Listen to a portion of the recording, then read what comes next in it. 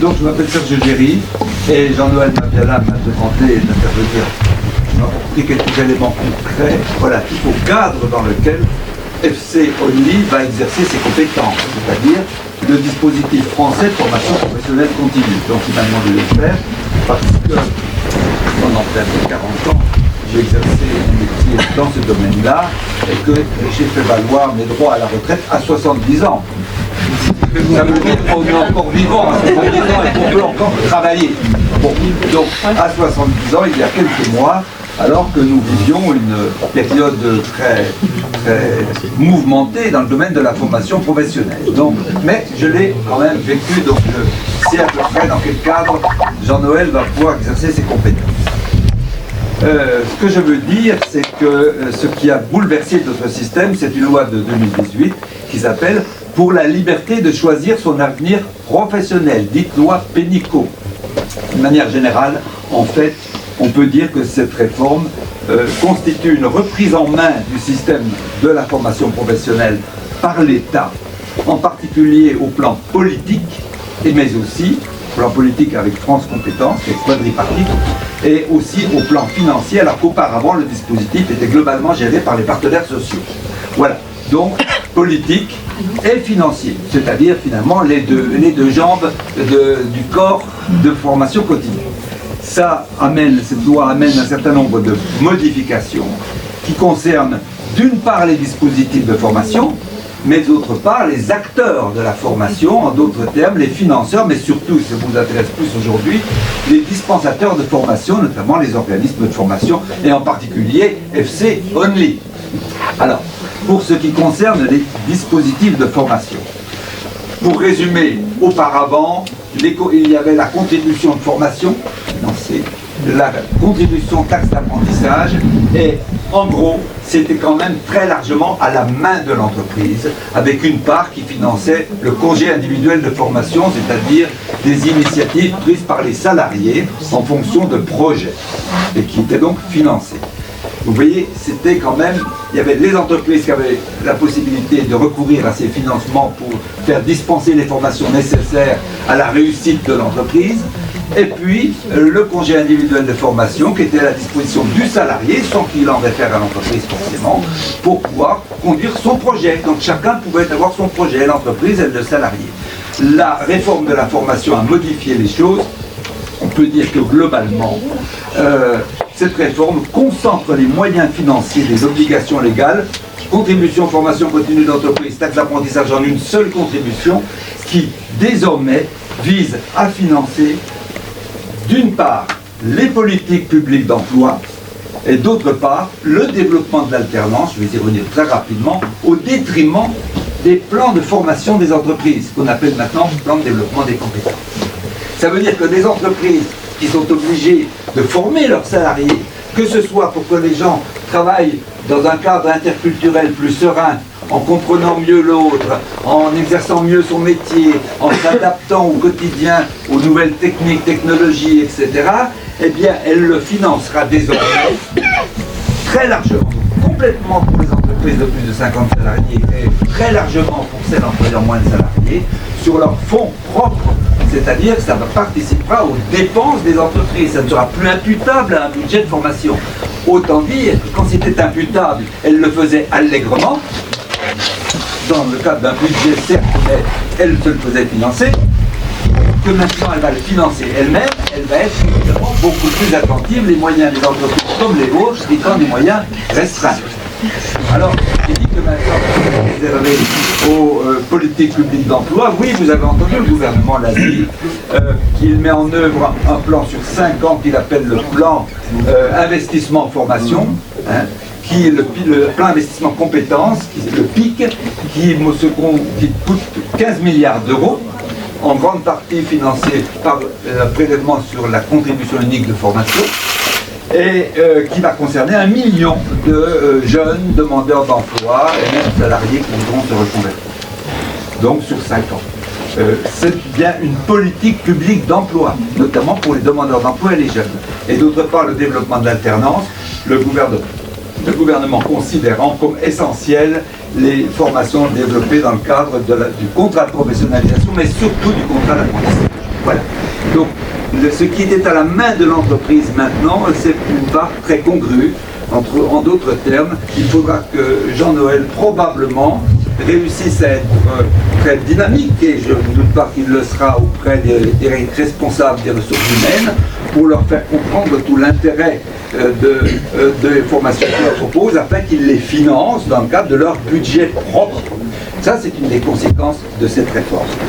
Malgré tout, il y a un point qui mérite d'être souligné, puisque vous êtes tous des salariés peut-être, enfin en grand nombre sont des salariés, et puis les autres sont peut-être des organismes de formation, et puis d'autres des employeurs, c'est le fait que la réforme ouvre de nouveaux droits, et des droits qui me semblent considérables, aux salariés, aux individus, qu'ils soient salariés ou demandeurs d'emploi. Il faut savoir que nous avons un système avec le congé individuel de formation, le droit individuel de formation, mais aujourd'hui, un salarié capitalise chaque année un budget sur son compte personnel de formation, qui est géré par la Caisse des dépôts et consignations, c'est-à-dire vous pouvez aller voir, d'ailleurs il y a une application, tous les salariés peuvent aller voir combien ils ont sur leur compte individuel, sur leur compte personnel de formation.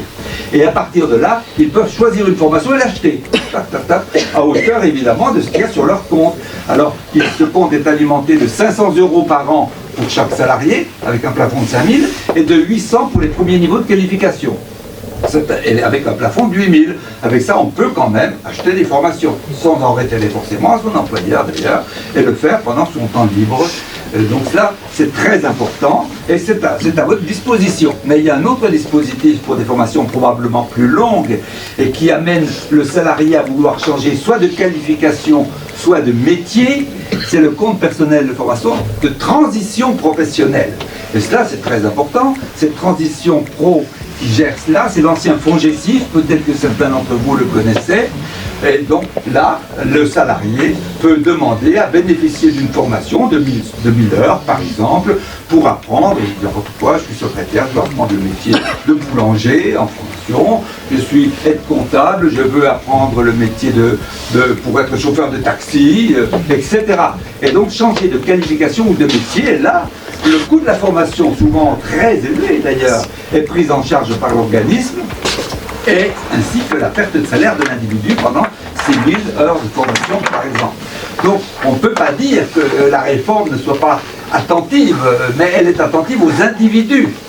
Hein, alors que le collectif, c'était autre chose. D'ailleurs, tout à l'heure, on a évoqué la différence, le passage du collectif à l'individuel. Et on voit bien que cette formation, elle passe quand même allègrement du collectif vers l'individuel. Donc, alors, c'est pas n'importe quelle formation qu'il faut financer dans ce cadre-là, évidemment. Il faut qu'elle s'inscrive, mais c'est technique au répertoire national des certifications professionnelles. Bref, c'est des formations diplômantes, qualifiantes, diplômantes, et qui permettent d'obtenir un titre, ou peut-être un bloc de compétences.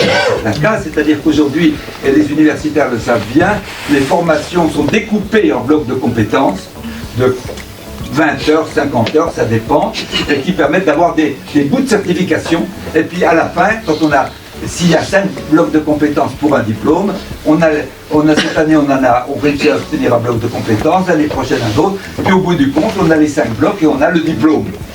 Donc ça permet cela, que ce soit avec le CPF autonome que j'ai évoqué avec la Caisse des dépôts, ou le CPF transition professionnelle, projet de transition professionnelle, d'évoluer effectivement et de construire, de pouvoir construire son avenir. Se construire, on a parlé de beaucoup de construction tout à l'heure, on est en plein dans ce cadre-là. Et puis, il y a tout de même un dispositif que je veux évoquer, c'est totalement nouveau, c'est le dispositif pour les démissionnaires. Hier, on pouvait se former, si on était demandeur d'emploi, jeune avec le contrat de pro ou d'apprentissage, si on était salarié avec le congé individuel de formation, le plan de formation d'entreprise, mais vous ne démissionniez pas. Si vous démissionniez pour vous former, vous ne touchiez pas à Pôle emploi. Aujourd'hui, il y a un dispositif pour les démissionnaires, hein, c'est-à-dire que vous avez un projet, vous êtes par exemple un dispositif pour les démissionnaires qui permet soit de les former, soit même sans formation de conduire leur projet professionnel. C'est quoi? Je suis boulanger, en ouvrier boulanger, je veux m'installer comme boulanger. Création d'entreprise. Je peux démissionner de mon poste de boulanger et je pourrais ouvrir ma boulangerie et en touchant les allocations à Pôle emploi, chômage que je n'aurais pas touché hier. Démissionner et toucher les allocations chômage pour son projet de création d'entreprise. Ou alors, je suis employé de bureau, je veux devenir aide comptable dans une entreprise, donc j'ai un projet qui n'est pas de création d'entreprise, mais un projet, je démissionne et je toucherai les allocations chômage en me formant pour être aide comptable, et la formation sera d'ailleurs payée au passage. Donc vous voyez que c'est un système qui, pour l'individu, on dit le pouvoir ci, le pouvoir ça, notre pouvoir il n'est pas si regardant, parce qu'il permet des choses qu'il n'a jamais permis, sauf qu'on oublie de le dire. Bon, mais ça concerne donc le système de la formation. Alors maintenant il y a quelque chose qui concerne les intervenants. Je passerai sur les financeurs. Je présente un financeur, mais ce n'est pas essentiel, parce qu'on attend en général qu'ils financent. Mais parlons des organismes de formation. Les organismes de formation en particulier, ils ont une obligation qui est maintenant, je dirais, résolue pour FC Only. Ils doivent avoir un numéro de déclaration d'existence. Donc aujourd'hui, le préfet a donné un numéro de déclaration d'existence à FC Only, et donc FC Only peut facturer. C'est une nécessité. Il ne pouvait pas facturer, même à une entreprise, de la formation sans ce numéro de déclaration d'existence. Alors il est confronté à des obligations, il faudra qu'il donne des bilans pédagogiques, des bilans annuels, etc. Mais ça, il saura le faire. Il y a une deuxième obligation pour d'autres organismes, c'est d'être data-docké. Et alors là, c'est très compliqué, un certain investissement. Mais tous les organismes qui voudront facturer dans le cadre de l'obligation de formation, par exemple pour une formation diplômante ou même pour un bloc de compétences, comme j'ai évoqué tout à l'heure, doivent être data-dockés, c'est-à-dire répondre à des exigences quand même contraignantes. Et puis à partir de 2021, ça sera pire encore, puisque là, ils vont devoir être certifiés. Alors, ceux qui connaissent les certifications, ici et autres, vous voyez que ça nécessite un investissement souvent considérable. Ils devront être certifiés, et pas par n'importe quel certificateur bricoleur du coin à qui vous donnez 1000 € pour qu'il vous dise je te certifie. Ils devront être certifiés par un certificateur agréé par la COFRAC, qui est donc l'organisme national, et avec le concours de France Compétences, c'est-à-dire l'œil de Moscou des pouvoirs publics. Voilà. Donc, voilà où nous en sommes aujourd'hui. L'étape qu'a passée Jean-Noël de déclaration d'existence était essentielle. Les autres, il a le temps, d'autant plus que, comme je l'ai dit tout à l'heure, et ce sera ma conclusion, les formations proposées par Jean-Noël ne sont pas des formations certifiantes et qualifiantes aujourd'hui. Peut-être cherchera-t-il en son temps à voir s'il n'y a pas des titres ou des diplômes dans lesquels il y a des blocs de compétences qui concernent l'épanouissement dans le cadre de l'interculturalité ou dans le cadre de l'altérité ou de l'identité ou de l'identification. Il verra. Mais tant qu'il ne les a pas trouvés, il ne peut pas. Donc, très clairement, il facturera aux entreprises et il faudra qu'il fasse du commercial.